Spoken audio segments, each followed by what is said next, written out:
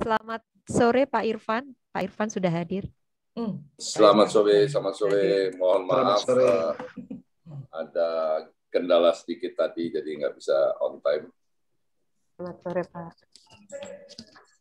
Cukup jelas suara saya? Cukup Pak. Jelas Pak.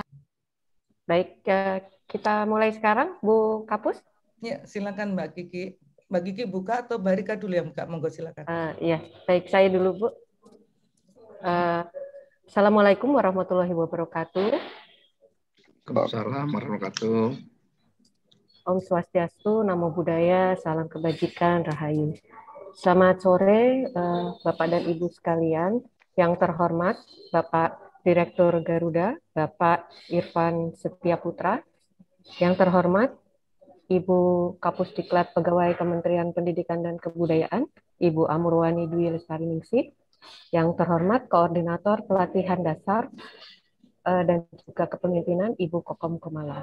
Serta yang tentunya kita sama-sama cintai dan hormati Bapak dan Ibu peserta PKN 2 tahun 2021 Angkatan 6. Senang sekali pada sore hari ini kita dapat berkumpul dalam salah satu event pelatihan kepemimpinan nasional tingkat 2 Angkatan 6 tahun 2021 dalam ceramah kepemimpinan kewirausahaan.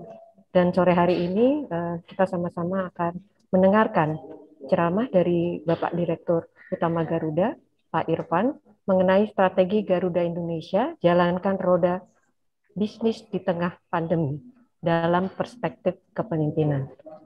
Untuk acara kita pada sore hari ini, kita akan Bu Kapus Diklat akan menjadi moderator dalam sesi sore ini. Kepada Bu Kapus, tanpa membuang waktu, kami persilahkan. Baik, terima kasih Mbak Rika. Selamat sore Pak Irfan Setiaputra. Selamat sore. Pak Irfan, kami perlu menyampaikan bahwa pada sore ini kami bersama-sama dengan peserta Diklat PKN 2 Angkatan ke-6 yang diselenggarakan oleh Kementerian Pendidikan dan Kebudayaan bekerjasama dengan Lembaga Administrasi Negara menyelenggarakan Diklat Kepemimpinan tingkat nasional, dan pada sore ini kami telah siap. Peserta kami ada dari berbagai instansi Pak Irfan, yaitu dari Kemendikbud ada sekitar 50 orang, kemudian dari KPK ada 1 orang, dari kepolisian ada 6 orang, dari BPK ada 1 orang, dan dari dinas Pemda mana kemarin ya, itu juga ada 1 orang, dan kami sangat berterima kasih atas kesediaan dan berkenan Bapak untuk memberikan sharing knowledge kepada kami untuk belajar menjadi seorang pemimpin kewirausahaan. Sebelumnya kami ingin memperkenalkan Bapak kepada para peserta bahwa Bapak Ibu sekalian, sebelumnya Assalamualaikum warahmatullahi wabarakatuh. Waalaikumsalam. Sejahtera bagi kita semua. Om Swastiastu, Salam, Namo Buddhaya, salam kebajikan, Rahayu. Bapak Ibu peserta PKN yang berbahagia, di tengah-tengah kita telah hadir Direktur Utama PT Garuda Indonesia, Bapak Insinyur Irfan Setiaputra. Beliau ini adalah sebelumnya sudah malang melintang di dunia usaha, dan beberapa CEO telah beliau pegang pada sebelum menjadi Direktur Utama Garuda. Satu di antaranya adalah CEO Sifok Indonesia, PT Kirana Solution Utama di tahun 2019 hingga tahun 2021. Kemudian beliau juga seorang CEO PT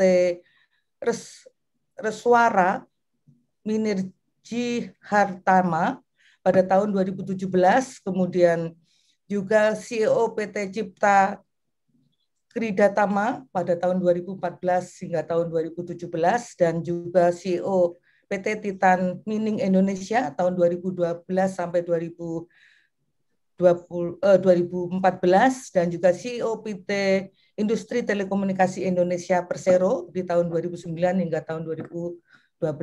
Luar biasa, beliau ini sudah selayaknya untuk menjadi narasumber kita dan sharing knowledge dengan kita semua.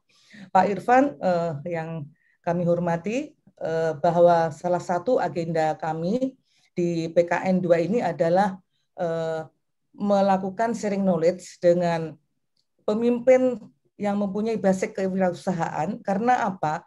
Karena kami sebagai birokrasi yang sedang melakukan transformasi menuju birokrasi berkelas dunia, itu diperlukan salah satu terobosan untuk memerintah dalam lingkup birokrasi pemerintahan untuk menerapkan kepemimpinan kewirausahaan sebagaimana CEO perusahaan yang sukses, yang kemudian dapat direplikasikan kepada birokrasi pemerintah demi tercapainya pelayanan publik yang setara dengan pelayanan swasta. Dan Bapak Ibu sekalian, rasanya kita tidak salah memilih Pak Irfan Setia Putra ini untuk menjadi salah satu narasumber kita.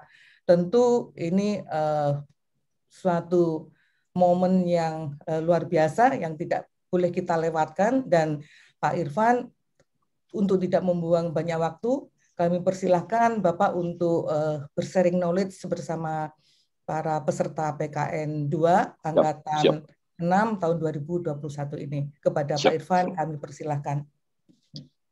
Oke, terima kasih. Assalamualaikum warahmatullahi wabarakatuh.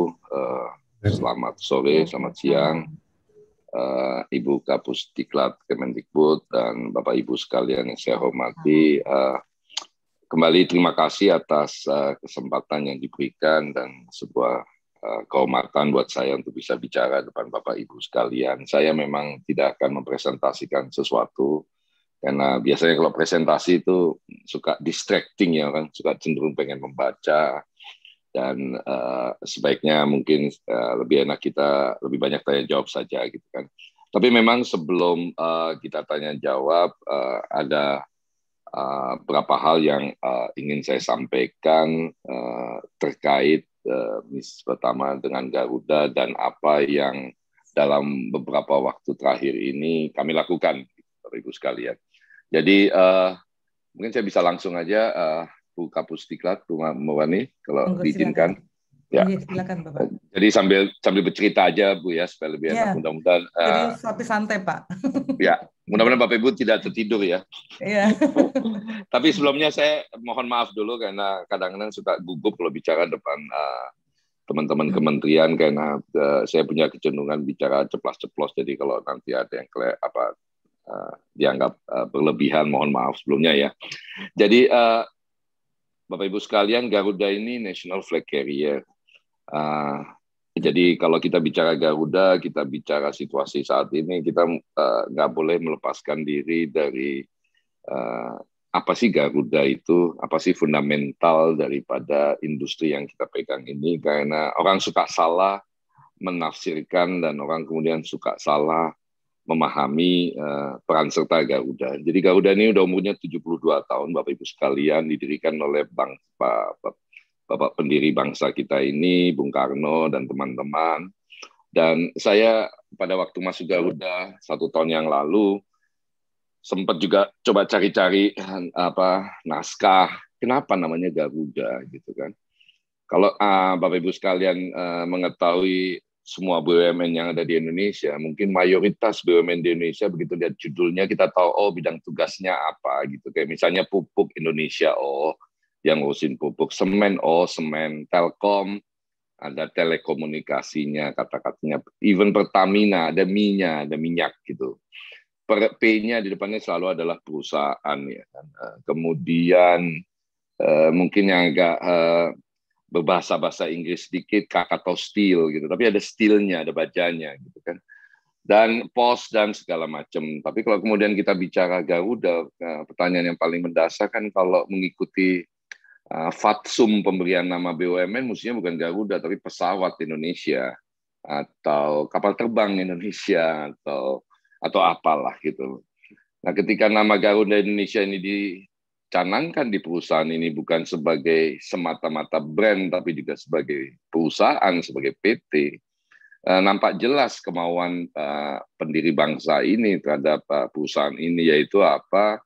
Bahwa di Garuda itu kan ada tulisan Bhinneka Tunggal Ika, Bapak Ibu sekalian gitu ya. Dan kenapa dipilih Garuda? Karena besar, ada tulisan Bhinneka Tunggal Ika, bukan yang kecil gitu, bukan gagak gitu, misalnya Cocok Rowo gitu, bukan kan ya. Walaupun mungkin lebih suaranya lebih merdu, tapi bukan juga binatang melata yang di darat, karena memang kita kan keahliannya di udara, jadi bukan macan, bukan singa gitu kan, dan sejenisnya gitu kan. Dan Garuda ini selain besar juga ada tulisan Bhinneka Tunggal Ika seperti saya sebutkan tadi. Artinya apa Bhinneka Tunggal Ika? Tugas kita sangat jelas akhirnya menyatukan bangsa, menghubungkan pulau-pulau yang ada di Indonesia, menghubungkan kota, tapi yang lebih penting lagi adalah menghubungkan sesama bangsa kita. Jadi dari awal kita tahu persis itu tugas kita, jadi dari awal kita juga menyadari bahwa ini bukan semata-mata soal bisnis. Ini bukan semata-mata soal bisnis, bukan soal mendapatkan keuntungan, tapi ini persoalan bagaimana kita menyatukan bangsa kita gitu kan. Nah, ketika hari ini kita punya banyak pesaing yang kemudian melakukan hal yang sama, with no respect, tolong bapak-bapak dan ibu-ibu sadari, tahun 70-an yang terbang hanya kita loh. Yang menyambungkan orang Medan, orang Batak dengan orang Maluku hanya Garuda gitu kan. Dan yang membuat kita kemudian menjadi bersatu, saya dengan segala hormat tidak bisa menafikan tugas Garuda sangat besar artinya. Yang kedua, kita juga mengambil fungsi memperkenalkan bangsa ini ke dunia luar. Kalau Bapak Ibu sekalian misalnya bukan orang Indonesia terus datang ke Indonesia, terus naik pesawat Garuda, pandangan Anda pertama soal bangsa ini dan soal rakyat Indonesia itu kan di dalam pesawat, oh begini tuh. Oh ramah, oh baik, oh dan segala macamnya. Tapi kalau Anda masuk toiletnya, misalnya Garuda nggak serius nanganin situasi di dalam pesawat, kayak begini tuh toiletnya jorok. Bangsa ini memang bangsa yang jorok gitu kan. Tapi memang Bapak Ibu sekalian dalam perjalanan kita naik pesawat, memang akhirnya apa yang terjadi di dalam pesawat ini kan representasi bangsa kita. Ternyata kita sopan santun, ramah. Kita nih memang bukan bangsa yang bicara terus terang gitu kan. Straightforward, kita bukan itu bangsa kita. Bangsa kita juga mungkin nggak terlalu efisien gitu ya. Akan kelihatan di dalam pesawatnya. Tapi tidak bisa dinafikan kalau Bapak Ibu sekalian, misalnya orang Indonesia yang pergi ke luar negeri selama berminggu-minggu, terus naik pesawat Garuda pulang ke tanah air, misalnya dari Belanda, saya ingin sampaikan bahwa kalau Anda naik Garuda itu Anda punya keuntungan 18 jam di depan teman-teman yang naik pesawat maskapai lain. Karena apa? Karena di dalam pesawat Garuda Anda bisa berbahasa Indonesia setelah berminggu-minggu tidak bisa berbahasa Indonesia gitu kan. Anda bisa minta kerupuk, Anda mungkin juga bisa minta sambal, dan di dalam pesawat kita ada kecap manis kalau Anda terlalu terbiasa dan sudah kangen sekali dengan kecap manis selama berminggu-minggu meninggalkan Indonesia. Apalagi mungkin Bapak Ibu sekalian di Kemendikbud ini sempat memperoleh kesempatan belajar di luar negeri. Jadi setelah bertahun-tahun mungkin akhirnya kerinduan terhadap bangsa ini terobati begitu naik pesawat kita. Nah, yang terjadi selama pandemi ini memang bukan sesuatu yang unik terjadi terhadap Garuda. Jadi ini terjadi ke seluruh maskapai di seluruh dunia. Kenapa? Karena fundamental daripada industri ini adalah memfasilitasi mobilisasi. Pandemi ini adalah pengalaman pertama kita dalam sejarah kita bersama. Mudah-mudahan saya bisa mengatakan itu karena mungkin usia saya mungkin mayoritas di atas Anda sekalian, tapi sepanjang pengalaman kehidupan saya baru sekali ini sebuah kejadian itu membuat kita sebagai umat manusia berhenti bergerak. Dan sangat disarankan untuk tidak berhenti bergerak, untuk tidak bergerak ya. Artinya ketika Anda tidak keluar rumah, ketika Anda tidak pergi ke kantor, ketika Anda tidak pergi ke mall, ketika Anda tidak pergi ke arisan keluarga ketika Anda tidak nyadran misalnya. Ini sebuah fakta yang menyatakan bahwa ya udah Anda nggak lakukan itu apalagi naik pesawat gitu lah. Jadi ketika kondisi separah-parahnya pandemi di bulan April Mei tahun lalu, Garuda Indonesia itu kehilangan penumpang dan penerbangan frekuensi kita hampir lebih dari 90%, Bapak Ibu sekalian. Dan kita tidak punya pilihan lain daripada 70% dari seluruh pesawat kita terpaksa kita grounded.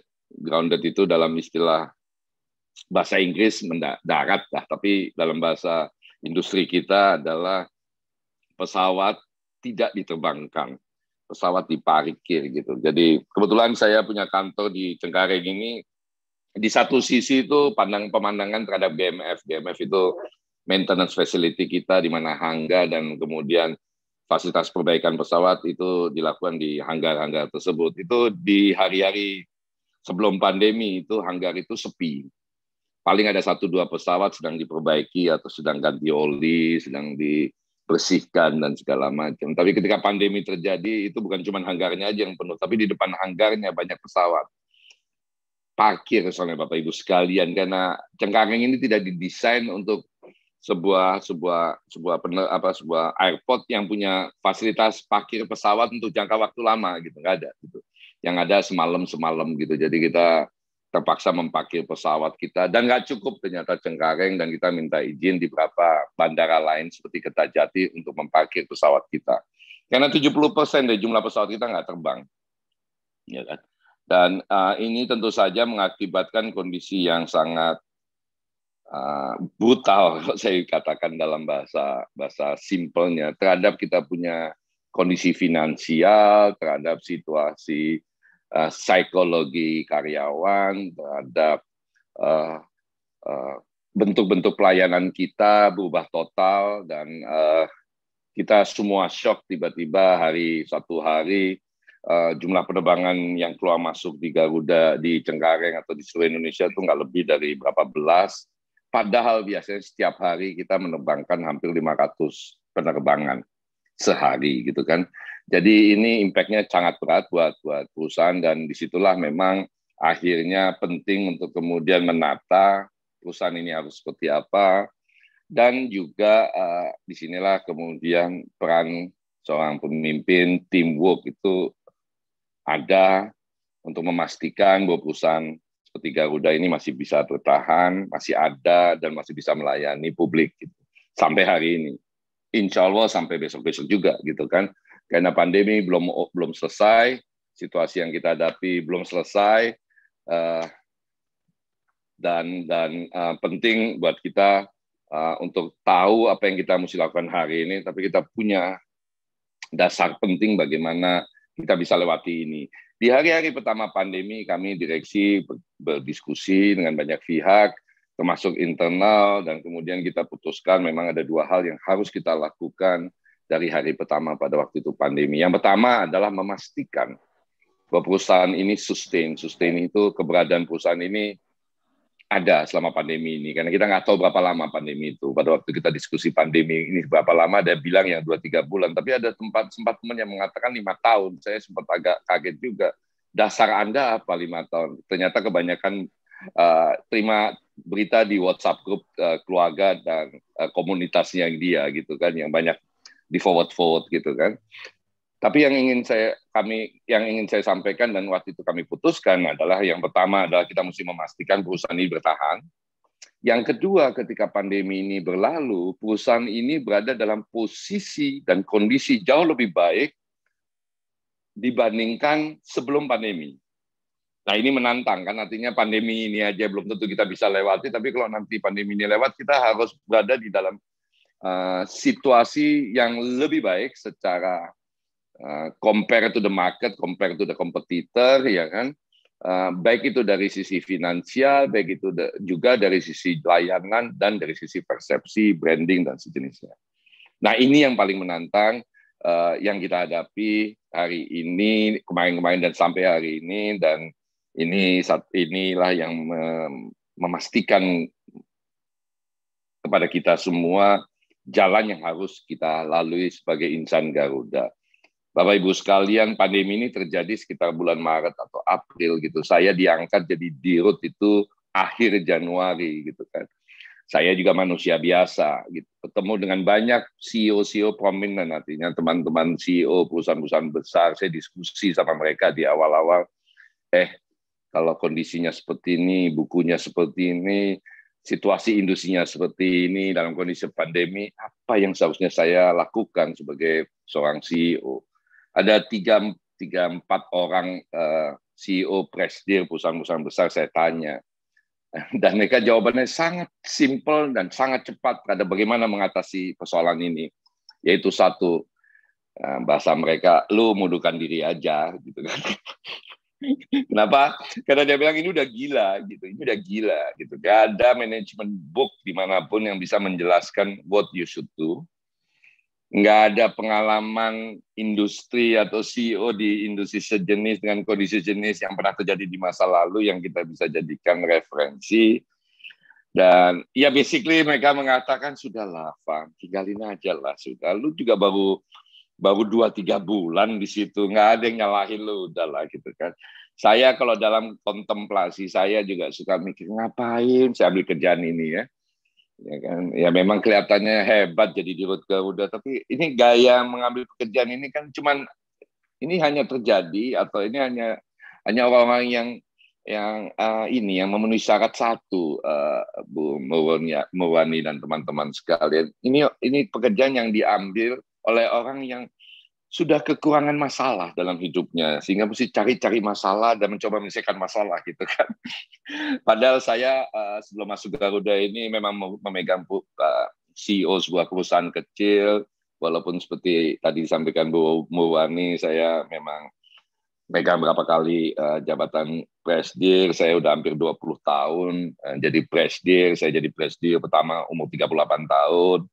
Perusahaan yang saya pegang macam-macam, dari mulai perusahaan multinasional, perusahaan lokal, BUMN, PT Inti. Saya latar belakang saya informatika, sekolah komputer di ITB. Saya pegang perusahaan IT, perusahaan telekomunikasi, tapi beberapa perusahaan terakhir itu yang saya kelola 5-6 tahun terakhir. Di tahun 2000-an itu adalah perusahaan tambang batu bara gitu kan. Jadi I think my life, hidup karir saya sudah terlalu banyak warnanya, sudah waktunya saya istirahat. Jadi sebelum saya masuk Garuda ini sebenarnya saya mengambil pensiun dini, menikmati hidup sama cucu, bermain sana sini, terus masuk Garuda. Saya pikir saya bisa jalan-jalan kemana-mana. Dilalah terjadi pandemi. Berniat mau umroh 3 bulan sekali, ini mending mau umroh gitu kan, pergi aja nggak pernah gitu kan. Jadi inilah yang terjadi. Jadi saya juga manusia biasa, Bu Murwani dan Bapak Ibu sekalian ya. Kadang-kadang kalau di kamar mikir sendiri, ngapain ngambil kerjaan ini kayak orang kekurangan masalah. Bahwa godaan untuk mengundurkan diri itu sering sekali, gitu kan? Sering sekali. Tapi akhirnya bisa sampai sekarang dan bisa bicara dengan Bapak Ibu sekalian, mungkin banyak hal yang nanti bisa saya cerita dan mungkin patut disyukuri oleh diri saya sendiri. Mungkin itu Bu Murwani sebagai pengantar diskusi. Dan mudah-mudahan bisa banyak bermanfaat. Silakan kalau kita bisa mulai diskusi. Terima kasih. Baik, terima kasih Pak Irfan. Apa yang sudah disampaikan tadi luar biasa ya. Bagaimana Pak Irfan menerima tantangan untuk menjadi seorang dirut Garuda ya. Dan sangat menarik sekali Bapak apa yang tadi Bapak sampaikan bahwa Garuda itu adalah pemersatu bagi bangsa Indonesia. Kenapa tidak disebut sebagai pesawat Indonesia tetapi Garuda, bukan burung perenjak gitu ya Pak, tetapi Garuda.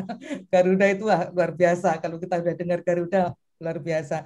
Dan ada satu hal tadi yang sudah disampaikan oleh Pak Irfan juga, bahwa dalam kondisi yang tidak menentu, dalam kondisi pandemi itu harus kita pastikan 2 hal. Yang pertama adalah memastikan bagaimana sebuah perusahaan atau sebuah birokrasi itu terus bertahan, sustain, dan bagaimana ketika pandemi berlalu, perusahaan itu dalam kondisi baik, dan baik itu dalam bentuk finansialnya, baik bentuk dalam pelayanannya, Dan yang menjadi garis bawah saya, Pak Irfan, untuk branding. Nah, ini yang susah ya untuk branding. Apalagi teman-teman ini berada dari berbagai latar belakang, Pak Irfan. Ada yang dari kepolisian, ada yang dari KPK, BPK, dan dari Dinas Pendidikan Kebudayaan, dan dari pendidikan dan kebudayaan sendiri. Nah, branding ini kata-kata yang singkat tapi luar biasa. Apalagi kita sebagai pemerintah ya, branding dalam masyarakat itu kalau orang melihat pemerintah itu pasti sosok ASN yang tidak mampu profesional ya, kurang profesional, belum profesional gitu. Tidak mempunyai jiwa pelayanan yang prima, tidak mempunyai kompetensi yang cukup, apalagi belum mempunyai penguasaan teknologi yang cukup juga. Nah, Pak Irfan, ini sudah banyak sekali teman-teman yang ingin bertanya. Ada 3 penanya, Bapak, yang ingin menyampaikan pertanyaan-pertanyaannya. Saya mulai dari Pak Bahtiar, nanti setelah Pak Bahtiar, Pak Budi, kemudian Pak Misbah. Silakan, Pak. Baik. Silakan Pak Bahtiar. Assalamualaikum warahmatullahi wabarakatuh.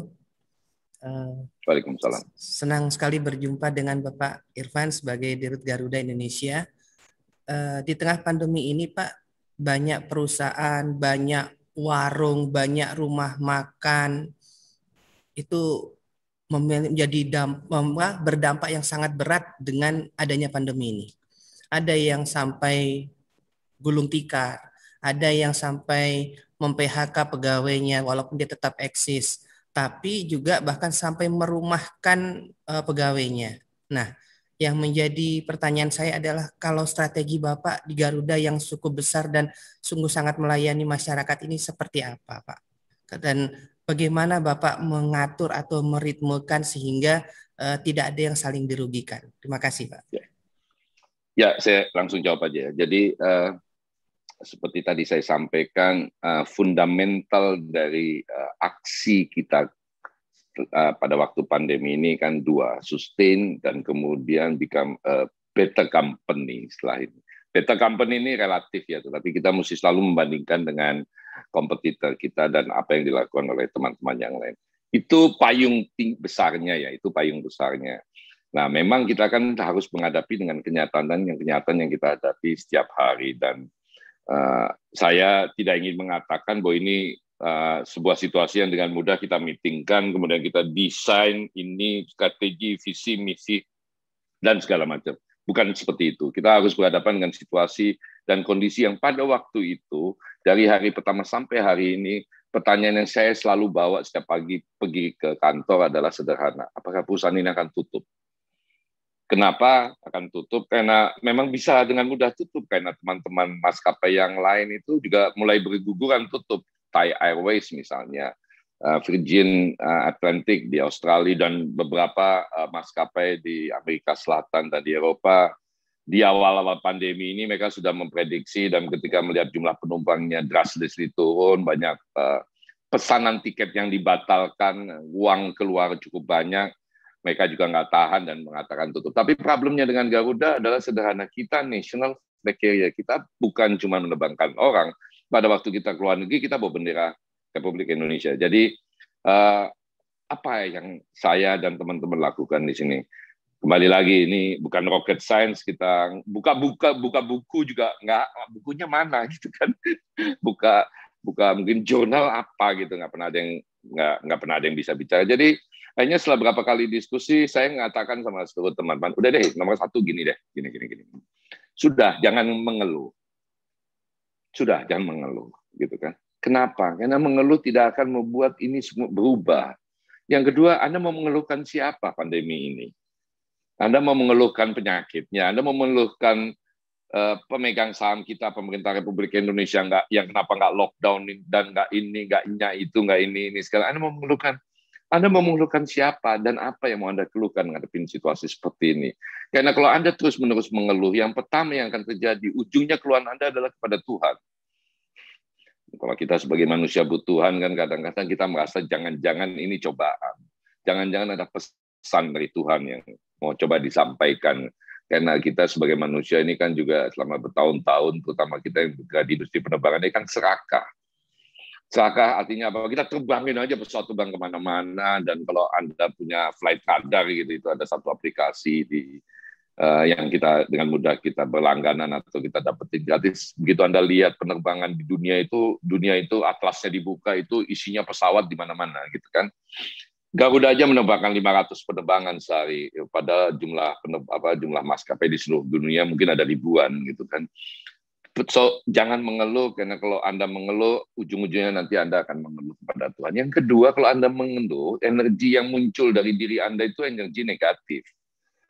Ya kan? Yang kita butuhkan hari ini adalah energi positif, ide-ide kreatif, dan apapun yang kita lakukan harus kita pastikan ini baik buat perusahaan, tapi juga menimbulkan keceriaan buat individu-individu dalam perusahaan.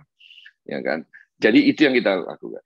Jadi ini bertahap, Mas Bahtiar. Jadi itu yang kita lakukan. Terus kemudian kita mendefinisikan what is the fundamental yang kita mesti lakukan ke depan.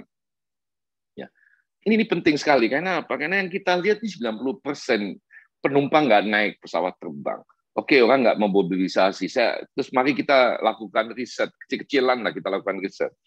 Pada bulan Juni kita melakukan riset. Dan di riset itu kita terkaget-kaget melihat hasilnya. Kenapa? Karena 73% dari penumpang kita menyatakan bahwa mereka akan terbang, tapi nanti, akhir tahun atau nanti, dia akan terbang tapi nanti. 73% itu mengatakan dia akan terbang, yang 27% itu sudah definitely mengatakan dia tidak akan terbang lagi seumur hidup. Karena kekhawatiran yang terjadi dengan pandemi ini, nggak berani keluar rumah, apalagi mau terbang gitu kan. Dari 73%, 56% itu menyatakan saya akan terbang dalam waktu 3-6 bulan. Mas Bahtiar, Anda bisa bayangkan, ini perusahaan yang setiap hari harus terbang. 56% penumpang setia kita mengatakan 6 bulan lagi. Waktu saya lihat datanya itu, saya bilang, emang kita masih ada 6 bulan lagi. Kalau setengah dari penumpang kita menyatakan bahwa dia nggak akan terbang dulu sampai 6 bulan. Yang mengerikan lagi dari situ adalah yang booking tiket kita, yang pesan tiket kita itu cuma 12%.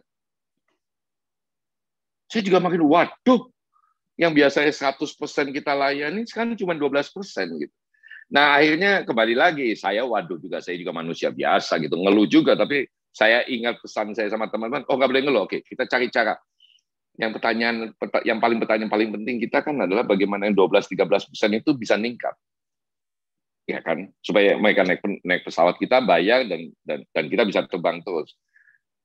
Kita temukan, Mas Bahtiar, dari hari-hari pertama kita nemukan orang nggak terbang itu karena udah nggak percaya lagi dengan rasa aman dan nyaman terbang gitu. Dan hari ini banyak dari kita juga masih tetap punya rasa ragu-ragu naik pesawat terbang karena itu dalam kabin tertutup di ketinggian 30.000 feet, kita nggak bisa ngapa-ngapain. Saya mau ke Solo, saya mau ke Semarang, jalan darat gitu kan. Padahal Mas Bahtiar, di dalam mobil itu jauh lebih berbahaya daripada di pesawat. Cuman kan kita nggak bisa ngomong itu. Akhirnya kita sepakat, kita kemudian keluarkan tema-tema atau berinisiatif untuk meningkatkan public confidence bahwa terbang itu aman. Jadi kita definisikan dulu, nih, public confidence mesti kita tingkatkan. Jadi kalau dari tahun lalu kalau orang-orang mengikuti saya bicara di banyak tempat ini segala macam, saya harus menyampaikan, teman-teman branding ini menyampaikan, Pak Ivan nggak boleh nestapa mukanya, nggak boleh lesu. Walaupun pesawat hari ini cuma berapa yang tahu, Pak Ivan harus tetap semangat gitu. Send the optimism. Pak Ivan masuk ke Instagram. Saya oke lah, saya main Instagram, tapi kan Instagram buat anak-anak muda gitu. Pak, masuk Instagram, Pak, kita bikin IG Talk, Pak. Apa yang mau dikasih pesan kepada publik, yaitu di Rut Garuda merepresentasikan orang Garuda adalah orang optimis. Ya kan? Kita mau naikin public confidence, kita mesti melakukan edukasi, dan ini nggak gampang. Karena kita juga nggak tahu apa yang mesti kita edukasi. Bahwa terbang aman terus kemudian kita tampilkanlah bahwa kita bermasker, bahwa kita kemudian cuci tangan, bahwa pesawat kita bersihkan. Di dalam perjalanan waktu kita juga baru dapat informasi bahwa di dalam kabin itu ada yang namanya HEPA. HEPA itu adalah memastikan bahwa bakteri dan virus di dalam kabin pesawat itu 99,9% bersih gitu, karena sirkulasi udara setiap 2-3 menit itu dibersihkan. Kemudian distancing yang sampai hari ini kita kemudian melihat bahwa ternyata itu diterima oleh publik, dan sampai hari ini dan waktu-waktu ke depan mungkin sampai akhir tahun kita akan mempertahankan distancing di pesawat kita. Distancing itu artinya apa? Di tempat duduk yang bertiga tengahnya kita kosongin. Hari ini maskapai yang lain sudah mengisi. Kita Garuda tetap merasa bahwa ini harus dikosongin. Karena apa? Public confidence soal rasa aman dan nyaman ini perlu kita pertahankan, perlu kita yakinkan, perlu kita testimonikan. Dan kalau Garuda ngomong terus mungkin lama-lama dianggap lu beriklan. Kita persilahkan penumpang untuk cerita. Dan alhamdulillah hari ini dengan Instagram, dengan TikTok dan segala macam, banyak teman-teman yang bercerita dan menyatakan bagaimana protokol kesehatan dengan sangat disiplin dijalankan di Garuda. Tetapi kita juga sebagai orang di dalam perusahaan kita juga harus memastikan bahwa kita juga walk the talk, Pak ya. Ya kan, walk the talk gitu. Jadi Bapak mungkin jarang sekali ngelihat saya mungkin di publik tidak pakai masker gitu misalnya. Saya ada foto-foto memang sesekali berdekatan, tapi ya saya tidak publish karena kita mesti memastikan bahwa ada distancing. Tetapi yang jauh lebih penting dari itu adalah kalau kita bicara rasa aman, kita bicara persepsi. Kita bukan bicara fakta loh Pak ya. Kita bicara pandangan orang. Ya kan, karena orang kita bisa merasa bahwa ini bikin lu aman kok. Tapi Anda sebagai penumpang, saya nggak merasa aman gitu kan. Salah satu yang kita lakukan dan yang juga terus-menerus sampai hari ini kita lakukan adalah mendengar feedback, mencoba memahami dan bertanya balik. Salah satu contoh, Mas Bahtiar, itu sarung tangan yang dipakai oleh awak kabin kita. Dulu dari plastik ya, plastik yang putih itu, yang kalau dilihat nggak enak gitu, kusut ya kan, nggak pas gitu kan, suka robek-robek gitu kan. Kita katakan ganti deh yang karet, warnanya coklat sawo mateng, jadi kayak seolah-olah pas dengan tangan, seolah-olah nggak pakai sarung tangan gitu. Terus pas di jari, jadi buat mereka yang jarinya bagus, lentik gitu kan ya. Waktu kita mau implementasi itu, saya dapat feedback, Van, jangan. Kenapa? Karena persepsi orang melihat seseorang pakai sarung tangan seperti itu, kayaknya lu nggak ganti-ganti dari pagi deh. Jadi Anda menyediakan makanan, Anda bersihkan piring, Anda ke toilet, sarung tangan itu Anda pakai terus. Oh, kalau nanti Anda sediakan makanan lagi sama kita, berarti sarung tangan itu sudah tercemar. Saya bilang, oh iya benar juga. Kita nggak jadi ganti. Dan ternyata memang benar. Saya tanya para awak kabin, Anda dalam satu penerbangan, Anda ganti berapa kali sarung tangan plastik Anda? Oh bisa sampai 2-3 kali pakainya robek. Nah ini fakta. Ini upaya kita memastikan bahwa semua orang akan merasa aman. Yang kedua juga kita mesti memastikan bahwa pesawat kita aman. Ya kan, pesawat kita di-maintain dengan benar. Ada beberapa kejadian kemarin yang sungguh tidak menyenangkan buat kita yang bergerak di industri, tapi kita harus meyakinkan bahwa siapapun yang naik Garuda itu udahlah ditangani oleh orang yang benar, orang baik, mereka disiplin, mereka nggak ngirit-ngirit gitu. Di beberapa kasus memang tiba-tiba mau terbang ada kerusakan, ya kita bilang sama para penumpang, Bapak Ibu sekalian mohon maaf, delay. Mudah-mudahan bisa mengerti karena apa, karena kalau kita paksakan bisa jadi ada sesuatu yang terjadi di perjalanan gitu. Tapi kembali lagi, kalau saya mau flashback ke kondisi kita di awal-awal, jangan mengeluh, ciptakan terus energi positif, karena itu juga meningkatkan imunitas kita, dan terus ceria. Pak Bahtiar, kalau Bapak lihat di virtual background kita ini kan ada pesawat kita yang bermasker ya. Ya kan, ini salah satu inisiatif dari anak-anak muda di Garuda. PK minta ketemu sama saya satu malam hari, jam 8 malam, jam 9 malam, saya masih di kantor, mereka diskusi. Saya pertama kali bilang, ngapain sih lu, iseng-iseng amat, mahal itu. Tapi ngeliat mereka ngotot, saya pikir, ya kalau anak-anak muda ada ngotot, pasti mereka ada sesuatu yang saya nggak ngerti. Udah saya bilang kita lakukan, kita launching. Dan saya terkaget-kaget sekali ketika seluruh dunia di dunia maya itu merespon sangat positif. Ya kan? Malah Pak Menteri, Pak Erik langsung telepon saya, dia bilang, Van, itu terbangin ke luar negeri pesawat itu. Kenapa Pak? Kasih tahu sama bangsa di luar bahwa bangsa ini serius nanganin COVID gitu kan. Bahwa bukan cuma orang kita suruh masker, bukan cuma orang kita distancing segala macam, tapi pesawat kita juga maskerin kok gitu kan.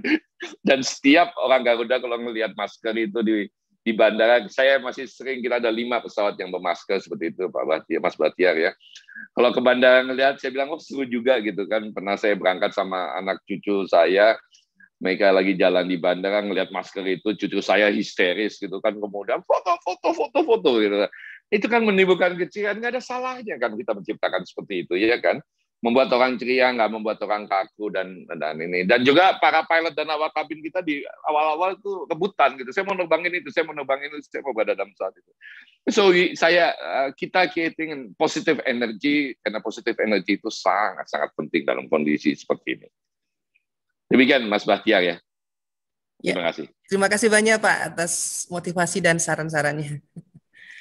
Baik, luar biasa Pak Irfan.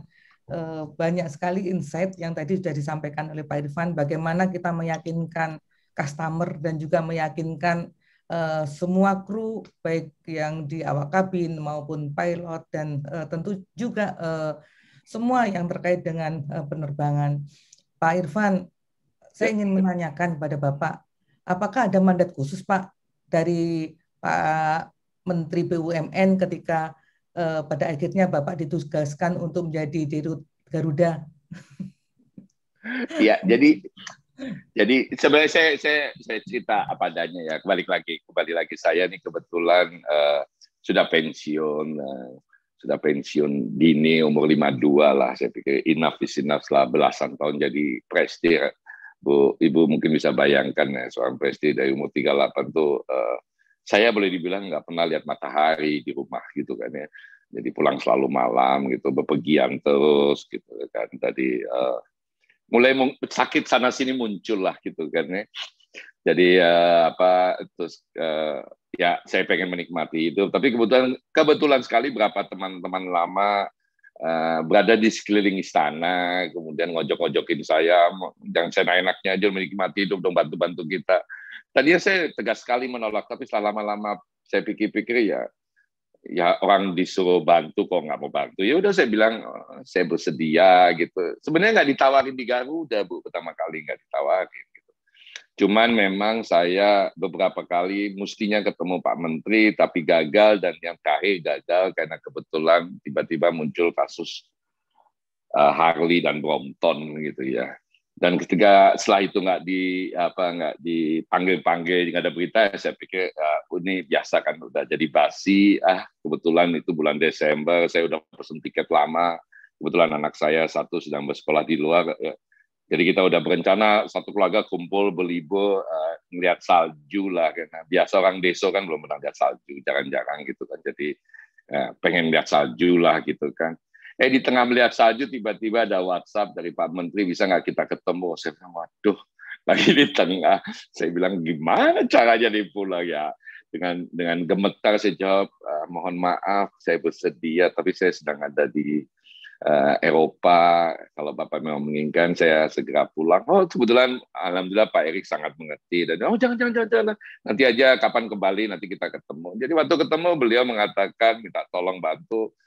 Ya saya cuma bilang kalau Bapak minta bantu masa saya menolak gitu kan. Tapi Pak saya ini saya ini udah tua loh gitu kan. Bukankah yang muda-muda harusnya diberi kesempatan? Saya ini nggak cerdas-cerdas amat loh, gitu kan. Reputasi saya juga biasa-biasa. Beliau bilang, wah, bujuk-bujuk saya lah. Ya kalau udah dibegitukan sama menteri ya, saya katakan saya siap bersedia membantu tentu saja. Ya tiba-tiba dia bilang Garuda. Saya bilang, Pak, bukan yang itu, Pak, bukan yang satunya. Nggak, lupakan yang itu, gampang itu. It's a shocking news. Tapi kan udah kadung bilang iya, gitu kan. Ya, terus bicara sebentar, saya banyak bengongnya aja, Bu, ya. Bengong, udah. Pertama, rumah saya di Depok, kan istri saya dosen di UI. Terus, jauh banget kantornya, Cengkareng, di Depok, gitu kan. Ya, hal-hal teknis gitu, sebagai orang tua kan pikirannya aneh-aneh, Bu, sih berangkat jam berapa di rumah, terus ngerti apa saya soal yang jadi ya. Tapi yang ada dua hal yang beliau sampaikan. Yang pertama, Pak Irfan sudah lupakan saya nggak mau ngomong soal profitability segala macam karena Bapak punya reputasi dan saya tahu pasti Bapak akan lihat itu. Tapi dia bilang ada dua hal. Yang pertama adalah tolong perbaiki hal-hal yang selama ini tidak baik di Garuda. Itu yang pertama. Yang kedua, tolong, dan ini yang saya excited sebenarnya adalah waktu itu beliau katakan tolong buat Garuda menjadi sebuah perusahaan yang membanggakan.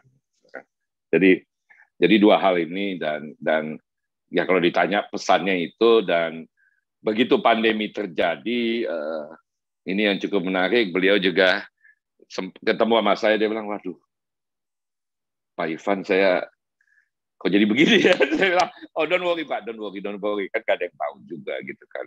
Bapak sudah amanahkan ke saya jalankan, tapi kalau Bapak punya orang yang Bapak pikir lebih pantas bisa jalankan ini, jangan khawatir Pak. I have no personal feelings about this gitu kan. Monggo loh Pak, jangan ragu-ragu, saya nggak enak apa bagaimana perasaan hati saya gitu.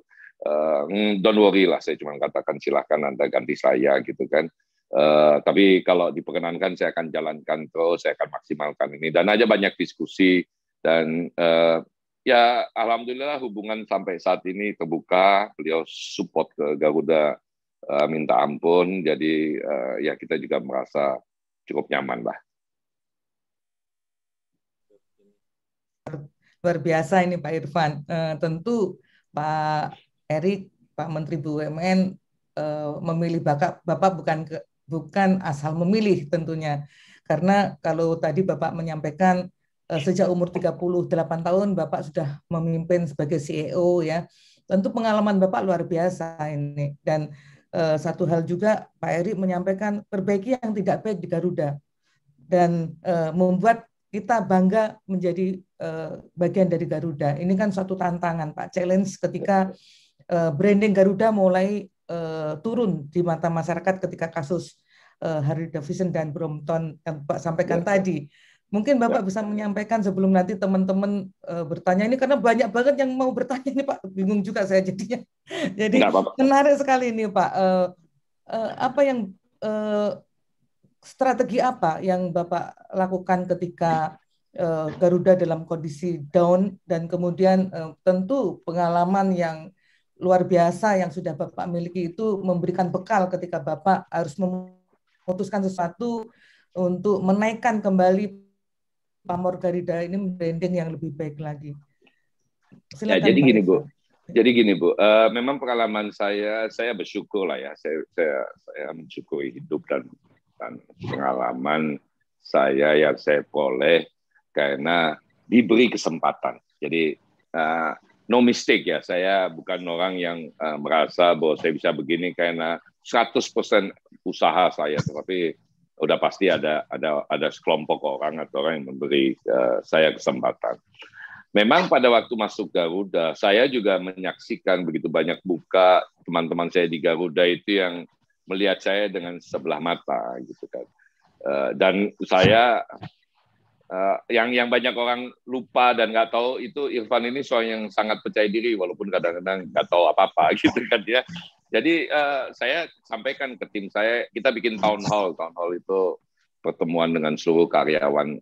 Untungnya ruangannya nggak gede-gede amat gitu, jadi nggak semua orang bisa masuk gitu kan. Tapi di dalam town hall pertama itu saya katakan saya bukan orang airlines dan saya tidak punya keinginan untuk bisa lebih jago dari Anda dalam soal airlines ya. Tapi saya katakan di pertemuan itu bahwa saya akan pastikan kepada Anda semua bahwa Pak Erik tidak salah milih saya. Walaupun habis itu saya pikir, habis itu saya mesti apa ya ngomongnya ya. Tapi saya kemudian menjelaskan sama teman-teman Garuda bahwa biar bagaimanapun saya ini udah 55 tahun terbang. Kebetulan ayah saya ini kerja di Departemen Luar Negeri. Saya pertama kali terbang umur 2 bulan. Ibu sekalian, dan saya sudah mencoba segala macam airlines, airport, pesawat yang zaman dulu masih baling-baling, yang kalau dari Jakarta ke Eropa itu akan memakan waktu 3 hari perjalanan berhenti-berhenti gitu kan. Saya mengalami banyak kejadian di pesawat itu segala macam. Saya katakan sama mereka bahwa saya orang yang punya pengalaman menjadi penumpang lebih lama daripada Anda semua. So I tell you, saya akan sampaikan kepada Anda selama saya memimpin perusahaan ini bahwa bahwa saya akan yakinkan pilihan Pak Erik tidak salah. Dan memang Ibu, Bapak dan Ibu sekalian, di dalam perjalanannya akhirnya saya menemukan apa yang menurut saya sangat perlu diperbaiki, dan saya punya kesempatan emas karena saya orang yang satu-satunya berada di Garuda ini yang mengerti. Kenapa? Karena Garuda ini seperti juga maskapai yang lain, itu selalu bicara soal diri mereka. Branding, marketing mereka yang lakukan, komunikasi mereka yang lakukan, it's all about them. Coba Bapak dan Ibu sekalian lihat lagi iklan Garuda masa lalu, lihat juga kemudian iklan maskapai-maskapai lainnya. Mereka ceritakan adalah bisnis kelasnya bisa tiduran, ya kan? Makanannya seperti apa, itu. TV-nya bisa berapa channel, berapa TV, berapa film ketika Anda naik pesawat itu. Mereka juga cerita pesawat itu bisa terbang ke sana, ke arah mana aja, harganya berapa, bikin promo. Seperti kita juga hari ini sedang melakukan, besok ditutup loh Bapak Ibu kalau belum sempat ikut promo Garuda Online Travel Fair, diskonnya sampai 85%, sayang kalau nggak diambil. Nggak usah pilih waktu mudik ya, karena dilarang mudik. Tapi mereka selalu cerita itu, dan Bapak Ibu sekalian, kalau Bapak Ibu sekalian lihat iklan Garuda tahun-tahun lalu, itu selalu ada pramugarinya. The airlines is talking about themselves, is rebranding themselves, and assuming you are interested. Nah, jadi bahasa Inggris saya begitu, tapi bahasa Indonesia maksudnya mereka ngomong menurut mereka dan beranggapan Anda tertarik karena dunia airlines, dunia penerbangan itu sesuatu yang seksi. Saya ngobrol sama banyak pramugari di Garuda, saya bilang, mana ada pramugari di foto-foto Garuda, di iklan Garuda yang gendut? Ada nggak? Nggak ada. Yang tua? Ada nggak? Nggak ada. Yang jerawatan? Ada nggak? Nggak ada. Yang pendek? Nggak.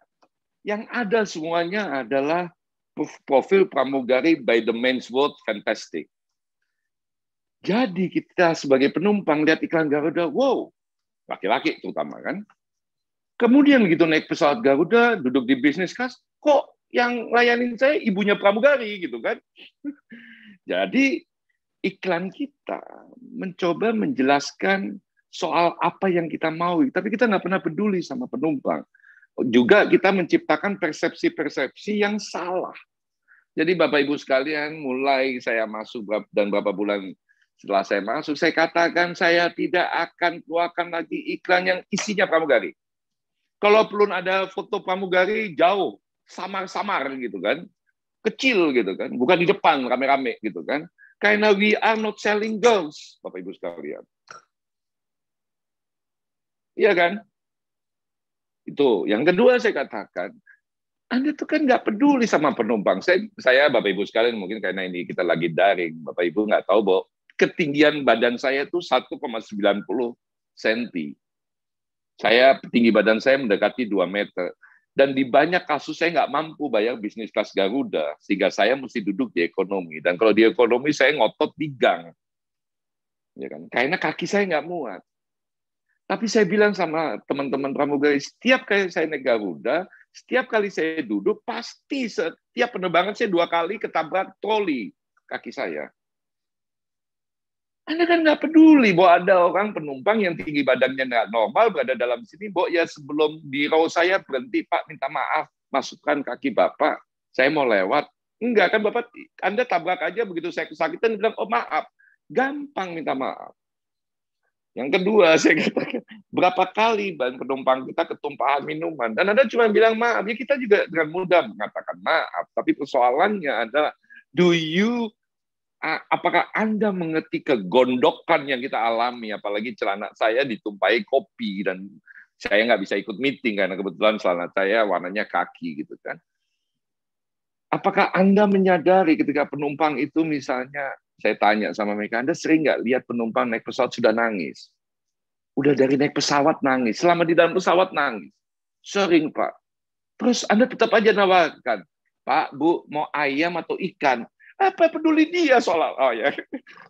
Saya tanya, Anda tahu nggak dia lagi ngapain? Iya Pak, bersedih. Bersedih pasti kan. Pasti ada yang tinggalkan gitu kan. Pasti ada keluarganya yang dekat ditinggalkan dan segala macam.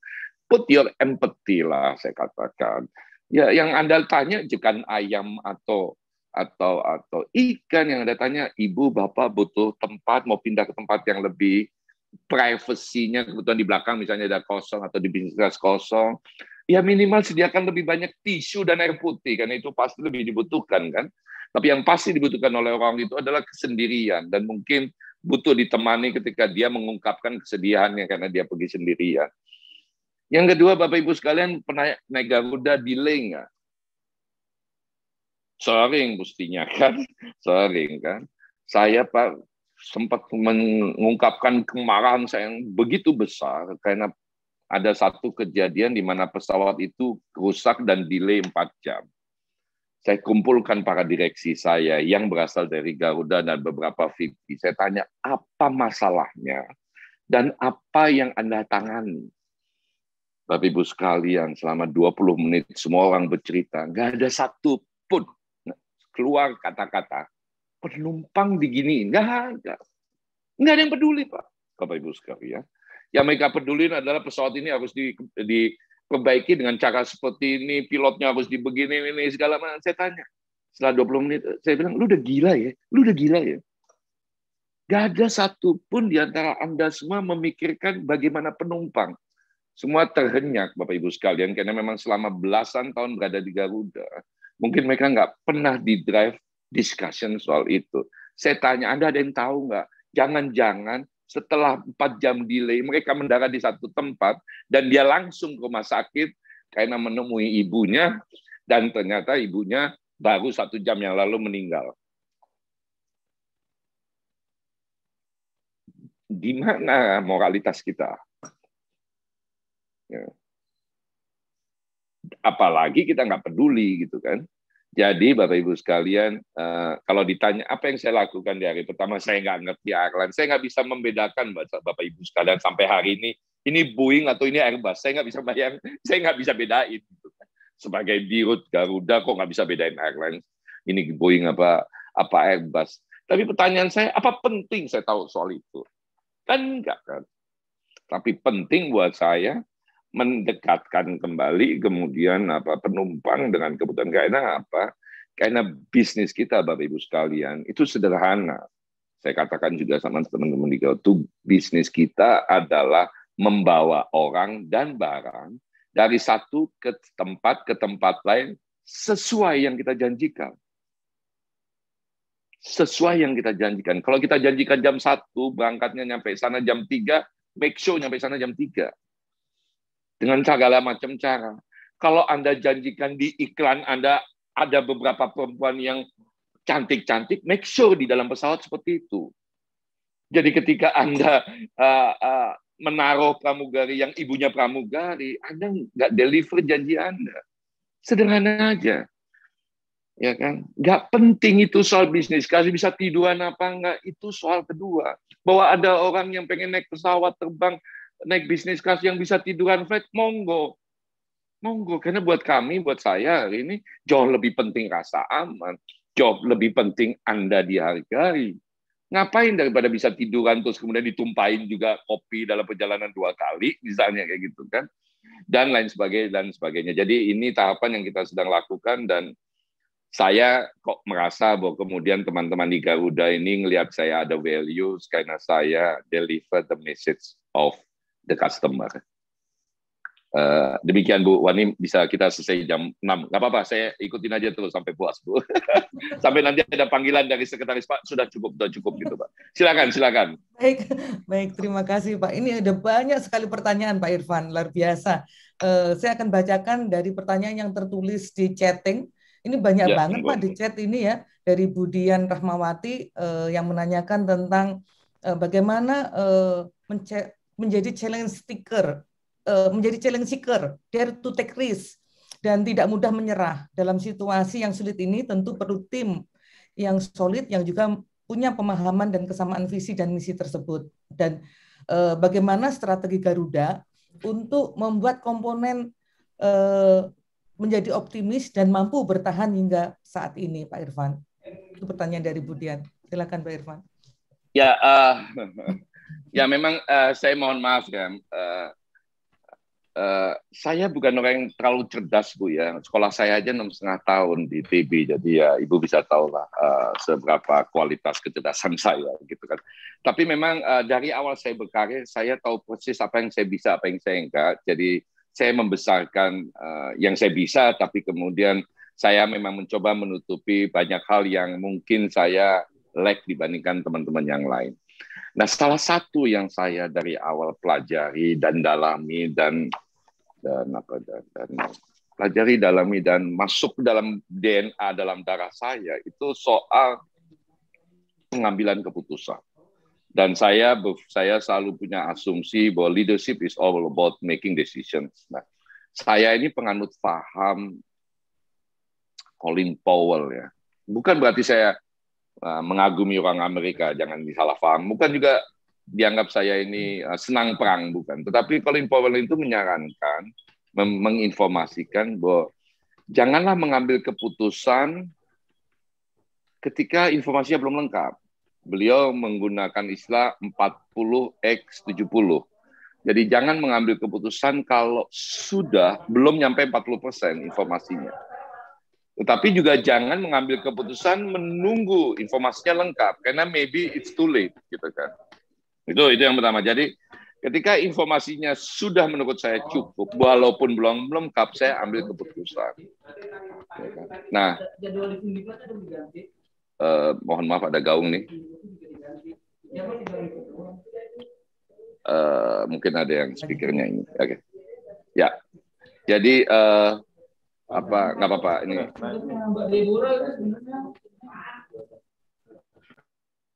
Oke. Terima kasih. Nggak apa-apa, saya juga sering kelupaan. Jadi kalau Anda menunggu informasi lengkap baru mengambil keputusan, it's just too late. It's just too late. Untuk melengkapi informasi 70-100% itu kadang-kadang lama sekali. Kalau di perang, seperti John Colin Powell mengatakan, ketika Anda punya 100%, Anda baru mau maju ke medan, mungkin udah mati semua Anda, gitu kan ya. Saya penganut itu. Jadi ketika informasi sudah saya peroleh walaupun lengkap, saya akan ngambil keputusan. Itu yang pertama, filosofi yang saya jalani. Filosofi yang kedua adalah ambil keputusan. Karena hanya waktu yang bisa membuktikan bahwa keputusan Anda salah atau benar. Ambil keputusan. Kalau keputusan itu salah, ambil keputusan. Saya, Bapak Ibu sekalian, saya di RUT, saya sering tanda tangan SK. Tapi buat saya SK sebuah SK. Di pengalaman saya di perusahaan sebelumnya, saya pernah bikin SK hari ini, besok saya rubah, besoknya saya rubah lagi. Dan ketika anak buah saya mentertawakan, saya bilang yang hanya bisa dirubah, yang hanya boleh dirubah cuma satu, Al-Quran. SK-nya Irfan rubah aja setiap saat. Memang waktu saya tanda tangan, saya pikir informasinya sudah tepat. Saya ambil keputusan. Ternyata ketahuan keputusan saya salah. Saya benerin keputusan. Ketahuan masih belum lengkap. Saya benerin aja lagi. Kita jangan terlalu merasa, terutama Bapak-Bapak dan Ibu-Ibu yang di birokrasi, ketika Anda tanda tangan seolah-olah harga diri Anda ada di situ. Saya nggak pernah tanda tangan dengan harga diri. Saya tanda tangan. Besok saya coret lagi. Kenapa? Filosofi saya ambil keputusan,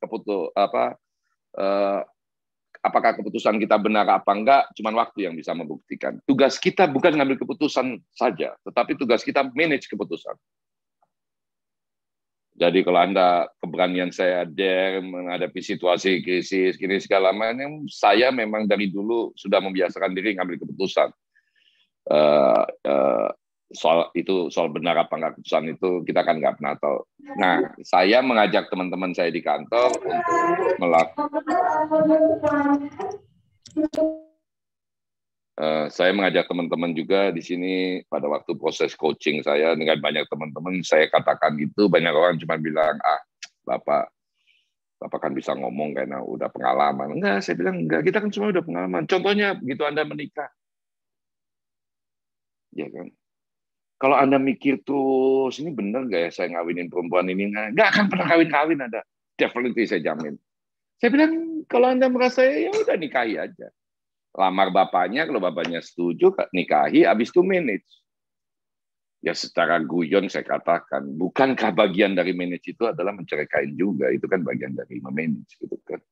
Tapi ini bukan soal itu. Kemampuan kita di dalam memanage sesuatu, dalam leadership itu bukan cuma Bapak Ibu sekalian, bukan cuma soal mengambil keputusan, but how you manage keputusan tersebut. Disitulah kualitas kita akan dinilai. Demikian mungkin, mudah-mudahan bisa menjawab. Baik, Pak Irfan. Boleh satu lagi, Pak Irfan? Monggo. Pak Budi, silakan Pak Budi untuk menyampaikan pertanyaannya, singkat ya Pak, karena waktunya sudah. Assalamualaikum Pak Irfan. Waalaikumsalam. Pak, singkat Pak. Pertama saya mau pernyataan Pak, buat pernyataan. Saya nggak terbang kalau nggak naik Garuda. Mantap. Kemarin saya berangkat diklat naik Garuda, pulang nggak dapat Garuda, saya nggak naik Pak. Mantap. Pertama, yang kedua Pak. Jadi Garuda ini kan fungsinya tadi kata Bapak sebagai pemersatu bangsa kita yang kepulauan. Kemudian juga harus membuat profit. Nah ini mana yang Bapak dulukan gitu Pak? Ketika masa pandemi sekarang, apakah mendahulukan sebagai pemersatu bangsa atau sebagai profit? Itu Pak, terima kasih. Oke. Dalam kondisi normal, yang harus kita lakukan adalah mencari profit tanpa melupakan tugas, mandat. Dalam kondisi pandemi, Anda lakukan apapun, tetap aja Anda nggak profit, gitu kan? Jadi, pilihan saya kan jadi jelas, Pak Budi ya. Pilihan saya juga jadi jelas gitu loh. Gap kita untuk profit itu jauh sekali, berat sekali gitu kan. Kita mau apain? Kita mau terbangin. Nggak banyak orang seperti Pak Budi yang ngotot mau naik Garuda. Nggak banyak, Pak, gitu kan. Lebih-lebih lagi banyak nggak mau terbang gitu kan. Tapi mereka yang terbang juga masih banyak yang pengen cari yang murah-murah gitu kan, Pak. Walaupun di dalam pesawat deg-degan gitu kan, sebelah kiri kanan kirinya berdempetan gitu kan. Tapi kadang-kadang kan orang mau bayar murah untuk sebuah risiko. Tapi nggak apa-apa. Pertanyaannya adalah mana yang didahulukan hari ini. Pak, kita ini kan bagian yang terkena impact dari pandemi ini. Ya kan? Kita semua lah, Pak. Saya di Garuda terkena impact. Ya kan? Pertanyaan saya, do we only expect? Apakah kita semata-mata mengharapkan bahwa impact ini, recovery ini hanya akan terjadi kepada Garuda? Pak, ini kan kita hanya menyadari bahwa kita ini sebuah ekosistem besar, ya kan? Garuda sangat punya kewajiban terlibat di dalam recovery ekonomi. Recovery ekonomi ini akan membuat orang naik Garuda. Kita harus percaya itu, Pak ya. Yang kedua adalah bahwa dalam kondisi pandemi seperti ini adalah kewajiban Garuda untuk tidak pernah memutus konektivitas. Jadi Pak, saya ingin sampaikan ke Bapak, walaupun kita minus dari hari pertama kita pandemi, kita tetap terbang ke semua tempat yang kita janjikan, seperti ke Australia, ke Belanda, ke Jepang, kemana-mana, termasuk ke Saudi Arabia pada waktu itu, ya Pak. Hanya saja kita kurangi frekuensinya. Jadi paling sederhana, kalau ke Schiphol, ke Amsterdam itu biasanya kita seminggu 6 kali sebelum pandemi. Setelah pandemi kita kurang-kurangi sampai menjadi seminggu 1 kali. Banyak orang mengatakan bahwa sebaiknya saya tutup itu. Tapi saya diam aja. Kenapa? Karena nggak banyak orang yang tahu bahwa konstitusi negara kita menyatakan apabila ada warga negara Indonesia yang berada di luar negeri, ingin pulang adalah kewajiban negara memulangkan. Bapak saya itu pernah jadi dubes, Pak, di Ethiopia. Dan kalau saya tanya, apa yang paling nyebelin jadi dubes? Yang paling nyebelin adalah ketika ada orang ketok pintu, ketok pagar, masuk ke Kedutaan Republik Indonesia, pegang paspor hijau, dan mengatakan, Pak Dubes, saya warga negara Indonesia, saya mau pulang, duit saya habis. Apa tugas duta besar? Cari duit, pakai duit negara, kalau nggak ada duit pribadi, pulangin orang itu ke Indonesia. Karena itu konstitusi kita. Dengan Garuda tetap terbang kemana-mana, kita melakukan satu hal, mengurangi beban negara dalam perkara memulangkan orang Indonesia. Kita pakai istilah repatriasi, orang tetap bayar. Alhamdulillah banyak yang bisa bayar. Di beberapa bapak-bapak dan ibu kan nggak mengetahui, di beberapa daerah, di beberapa negara itu ada banyak warga negara Indonesia yang pulang karena terutama TKI yang diberhentikan oleh majikannya segala macam, nggak cukup dana, ngumpul di rumah duta besarnya, dan duta besarnya komunikasi sama saya, kita bicara sama beberapa perusahaan, bisa nggak lu funding mulangin mereka.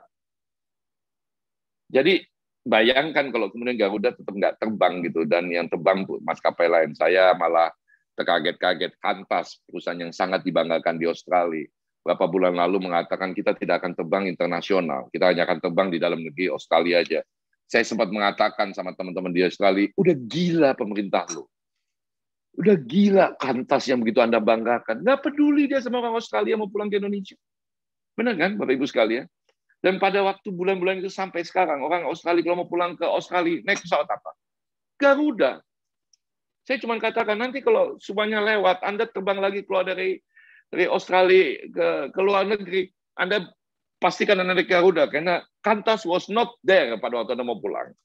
Dan buat kami pada waktu itu, mengumpulkan keluarga adalah sebuah keniscayaan, Pak. Karena dalam kondisi pandemi kan yang paling penting kan seluruh keluarga berkumpul bersama-sama. Gitu kan. Jadi menjawab pertanyaan Bapak, mana yang lebih penting? Nomor 2, Pak, yang lebih penting. Apalagi dalam kondisi kekinian. Nggak elok lah, kalau orang Jawa bilang, nggak elok lagi kayak gini cari untung, apalagi di tengah kesulitan orang lain, Pak. Nggak elok, Pak. Terima kasih. Terima kasih Pak Irfan, luar biasa sekali. Sore ini kita mendapatkan narasumber yang luar biasa, Ibu Bapak sekalian, dan banyak sekali apa yang sudah kita dapatkan. Ada beberapa hal yang mungkin dapat kita highlight dalam hal ini. Pertama, bagaimana kita menjadi seorang pemimpin. Pemimpin harus berani mengambil resiko, ya, dan jangan mengambil resiko kalau informasi itu belum lengkap, ya Pak Irfan, ya. Dan kemudian kita harus mengambil keputusan ketika keputusan itu harus dapat kita manage sedemikian rupa.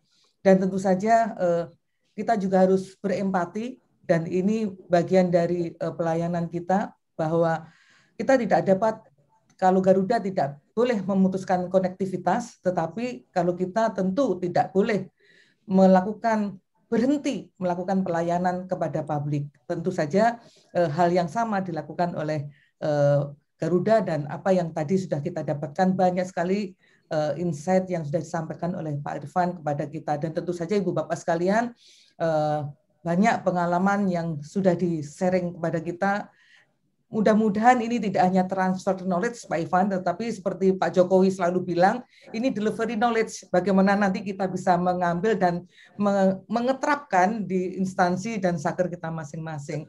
Pak Irfan, sebelum kita mengakhiri acara kita ini, mohon ada satu closing statement yang bisa menjadikan bekal untuk teman-teman ini, karena teman-teman ini adalah pengambil kebijakan, Pak. Para eselon 2 dan para fungsional media yang mempunyai karir yang bagus untuk ke depan. Mohon Pak, closing statement untuk bekal teman-teman. Silakan Pak Irfan. Ya, terima kasih. Jadi Bapak-Bapak dan Ibu sekalian, tanpa bermaksud menggurui atau tanpa bermaksud apapun, pandemi ini memang mengajarkan kepada kita banyak hal, ya, bahwa ternyata memang apa yang kita lakukan selama ini sebelum pandemi itu perlu kita flashback dan perlu kita revisit. Dan pandemi ini memang mengajarkan kepada kita banyak hal. Salah satunya adalah saling berbagi. Gitu kan. Jadi teman-teman sekalian, Bapak Ibu sekalian, sebagai leaders, ini memang kesempatan yang terbaik untuk mengasah diri kita, untuk merefleksikan diri kita sendiri terhadap apa fungsi dan apa peran yang dibebankan dan diamanahkan ke kita. Tapi dengan segala hormat, semuanya hanya akan bisa terjadi apabila Bapak-Bapak dan Ibu-Ibu punya dan terus mempertahankan sikap positif, jangan mengeluh, selalu ceria, jangan pernah lupa bahagia. Karena apa? Karena itulah yang jadi dasar dari semua tindakan-tindakan kita ke depan. Itulah yang akan menjadi dasar dari semua inovasi-inovasi keceriaan kita ke depan. Jadi tetap semangat dan tetap jaga kesehatan bersama. Terima kasih. Assalamualaikum warahmatullahi wabarakatuh. Waalaikumsalam warahmatullahi wabarakatuh. Terima kasih Pak Irfan, Bapak Ibu sekalian. Meskipun ini yang mau bertanya masih banyak Pak Irfan, tapi karena waktu juga yang harus memisahkan kita. Dan mohon Pak Irfan, kita berfoto dulu bersama-sama dengan teman-teman yang sudah ada di room. Mbak Kiki, silakan diambil foto dulu Mbak Kiki sebelum Pak Irfan meninggalkan room ini. Silakan. Saya share nomor handphone saya, Bapak Ibu sekalian. Apabila ada yang ingin berkomunikasi langsung, oh nih saya, sorry, ini ke William, ini mestinya ke all ya. Sorry. Ini saya share nomor handphone saya, silahkan saya di-add dan mohon maaf apabila WhatsApp reply-nya terlambat, tapi insya Allah saya jawab. Monggo, Bapak Ibu sekalian. Ada di chat saya ya. Di chat. Luar biasa, terima kasih Pak Irfan. Kalau butuh tiket, silakan hubungi saya. Tapi kalau minta diskon jangan. Terima kasih Pak. Bapak Ibu sekalian, saya sudah tulis surat ke Pak Nadiem, Pak Menteri. Jadi kami sedang berkomunikasi, mudah-mudahan sudah diketok palu. Jadi Bapak Ibu sekalian naik pesawat Garuda bisa dengan menggunakan harga pagu dari Kementerian Keuangan. Jadi yang lebih murah daripada yang selama ini tercantum. Jadi khusus untuk para ASN. Menggunakan harga pagu pun bisa dipakai untuk perjalanan pribadi, bukan perjalanan dinas saja. Terima kasih sekali nih Pak Irfan. Terima kasih. Luar biasa ini Pak Irfan GFS-nya nggak turun kan ya semasa pandemi ini? GFS-nya tapi nggak diturunkan kan Pak? Kenapa? Poinnya nggak diturunin kan? Makanya kalau ada poinnya masih tetap ya Pak. Kan WhatsApp zaman saya nanti saya supaya platinumnya nggak hilang. Tapi kalau masih blue ya dijaga dulu aja. Kalau platinum ya mari dijagain. Ya, makasih Pak Irfan, makasih Pak. Makasih Pak. Semoga Bapak sehat selalu Pak. Irfan, saya ngefans Pak. Jangan lupa digawa sama yang lain. Makasih Pak Irfan. Terima kasih Pak Irfan. Itu dulu Pak Ketua. Betul. Terima kasih Pak Irfan, salam sehat selalu untuk Bapak dan keluarga. Terima kasih. Terima kasih Bu Kapus. Terima kasih. Terima kasih juga Bu Terima kasih, Kapus. Tolong saya dikirim ya fotonya ya. Baik Pak, terima kasih Pak Irfan. Terima kasih. Selamat sore. Assalamualaikum warahmatullahi Sore, wabarakatuh. Pak. Waalaikumsalam warahmatullahi wabarakatuh. Alhamdulillah. Alhamdulillahirabbil alamin. Terima Baik kasih. Bapak Ibu sekalian. Keren banget ya Bapak Ibu ya. Iya ya. Langsung ngecas energi kita Berapa persen Pak Dian? Luar biasa Bapak Ibu semangatnya. sekalian, terima kasih atas atensi Ibu Bapak sekalian pada sore ini. Masih ada sesi-sesi selanjutnya. Nanti Mbak Kiki yang akan memandu dan Mbak Rika ya. Saya mohon izin Bapak Ibu sekalian untuk undur diri dari ruang ini. Mohon maaf kalau ada kekurangannya. Sampai ketemu. Terima kasih Bu Kapus. Terima kasih Bu Amu. Salam sehat selalu. Salam sehat selalu untuk Bapak sekalian. Salam untuk Pak Restu, Bu Kapus. Terima kasih. Salam sehat, Bu Sampaikan Kapus. nanti Pak. Ya. Terima kasih Bu. Pak Sofi, salam sehat selalu. Siap Bu Kapus, sehat selalu Bu Kapus. Pak Joni. Baik. Terima kasih Ibu Bapak. Terima kasih Bu Abu. Terima kasih. Sekedar Alhamdulillah. informasi Terima kasih, Pak. sudah tadi diambil, sudah ada di grup, kemudian dan izin sudah kami share juga ke Pak Dirut Garuda. Terima kasih. Oke. Bapak dan Ibu, terima kasih dari saya. Mungkin setelah ini dikembalikan ke Mbak Kiki sebagai host. Terima kasih Ya. Mbak.